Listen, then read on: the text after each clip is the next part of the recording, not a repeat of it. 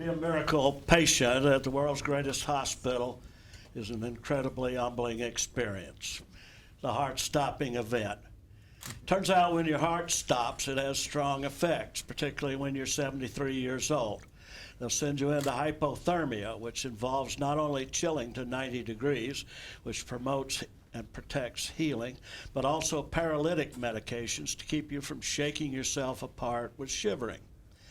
As I slowly came out of it, I was delirious and suffering simultaneously from pneumonia and C. diff, Clostridium difficile, two different roaring infections. They don't call it Clostridium facile. If you're counting, that's one death, one medically induced coma, that is death with a faint heartbeat, two potentially fatal infections, all while in a weakened state after heart failure of unknown cause with a flavoring of internal bleeding, blood clots, and seizures. Of all my medical treatments, the most important was the 2 minutes it took Newton Fire Department and EMTs to get there with the defibrillator paddles. Only 5 minutes and you're a goner.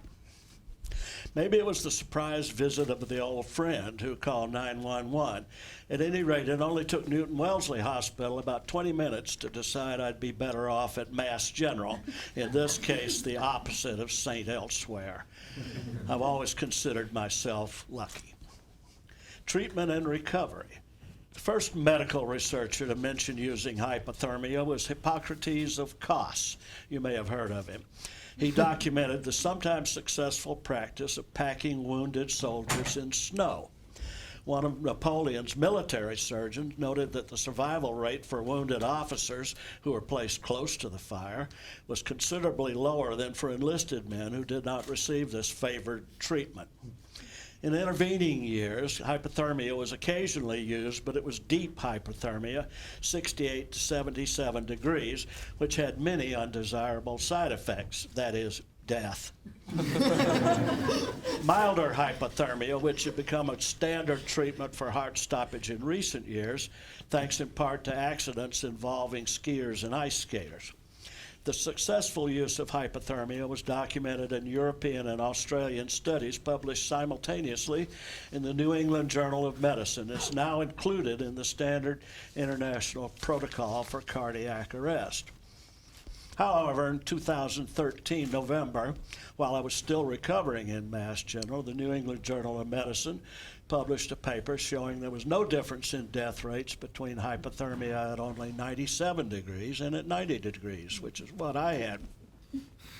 In both cases, the death rate is approximately half. Of course, the death rate from cardiac arrest without hypothermia was much higher. Without those paddles, 9 out of 10 die. With paddles, 6 out of 10 die. My hypothermic treatment using double-sided vinyl wraps, I never got wet, took 36 hours to chill me down, 12 hours at 90 degrees, and 12 hours to warm me up. After that, for the next 2 weeks, the question was I an empty shell or still functional to some unknown degree? That meant the neurologists were in charge, and my family and friends were incredibly brave and optimistic. Neurologists don't use supercharged words very often, but on October 13th, they called my brother and son and said I was waking up and that they were ecstatic about my progress. At that point, I could squeeze their hands on command. Everybody was ecstatic. My son wrote in a report to our friends, "My heart is full of happiness and gratitude to the universe." Much later, various doctors told me my recovery was amazing, miraculous, astonishing. Even 6 weeks later, a nurse at a checkup said, "I read your record. I thought you'd be on a gurney, but here you are in a cowboy hat and a leather jacket." Back on October 19th, my family played Shake, Rattle, and Roll by Big Joe Turner, the boss of the blues, favorite song of all time, and I immediately started mouthing the words and hitting the backbeat with my left hand, kicking my hi-hat foot. I'm a drummer. This was my first cognitive activity since my heart stopped. 2 days later, my tube was changed and I could talk. My first words, I'm wondering if I still have a Southern accent. I used to have a Southern accent. I was still delirious, infected, damn sick, surrounded by medicine so there'd be no delay in getting it to me, multiple antibiotics, fentanyl, and propofol by the quart. It's no wonder I was delirious. I have no memory of my treatment for pneumonia, but I remember C. diff quite well. The main symptom is diarrhea. Enough said about that. It's a fallacy to talk about heroically fighting the disease. You're just alive, living with what you have going on. It's not really fighting. I don't remember all of this period, but they tell me I was smiling and singing the whole time. You sure do love the blues, one of my nurses said later. I guess I was trying to prove that, that I was worth saving. I have the definite impression I also hit some people, but the few who would cop to it said I was just showing that I was alive. They put some horrible little boxing glove restraints on me that I couldn't remove no matter how hard I shook my hands. Okay, a little fighting. I had numerous fantasies, running a seafood restaurant in Cuba with Ernest Hemingway, playing a bass guitar with 6 radiating necks with honky-tonk hero George Jones, and most vividly, touring carnivals for a month with Elvis Presley's 5 flying hot rods. He was a great boss and very funny. When I came back to consciousness, I was in Kindred Rehab Hospital. You don't get a bed at Mass General unless you're being treated. So I went to Kindred for physical therapy and rest for a couple of weeks. Of course, Kindred is not such a high-powered place as Mass General, but the morale and pride and devotion to patient care was fully equal to MGH, and the food was definitely better. I got a cheeseburger out of Kindred, only one, but none from the big guys. I used to watch the Kindred janitor cleaning the hallways in the night, carefully covering every inch of floor. It was clear this was not routine office maintenance, but medical activity, eliminating sources of infection and disease. Nights at Kindred, I always had at least one person in the room all night, 2 people on one night, and 3 on one memorable night. I don't even know what was going on, but I'm sure if anything had happened, I was in good hands. They'd take me for a walk whenever I asked. I advanced from 20 feet to 40 feet to 100 feet. I returned to MGH in considerably improved condition. There I was doing 200 feet or better several times a day. On my second day back, the lead cardiologist who had treated me in my first unconscious stay in cold storage brought her entire staff and group of students to the ward to see me. I told them, if you don't cure a few, you don't get to do it anymore. The most modern procedures, ultrasound and magnetic resonance imaging, were the most brutal. The ultrasound was basically being knocked around, but the MRI was horrendous. Stick your head in a bucket, we'll beat on it for 3 hours. It didn't seem like it was 3 hours. It was 3 hours. My #1 nurse had been there the whole time. Greetings, people of Earth, I said as I emerged from the tube. The only upsetting thing that happened in my entire stay was the arrival of a new cardiologist who checked in with me and announced on his way out that a procedure I had been expecting the next day was sure to happen in 5 days and disappeared. I was infuriated. I buzzed the nurse. Send that tall cardiologist back in here. After a minute, I buzzed again. Somebody better come quick. Another minute. If somebody doesn't come right now, I'm going to start knocking things over. A nurse I didn't recognize came right in and talked me down to earth. She later told me, even when you were mad, you were funny. I collected some wonderful compliments. One of the CNAs told me, you were nice even when you didn't even know you were being nice.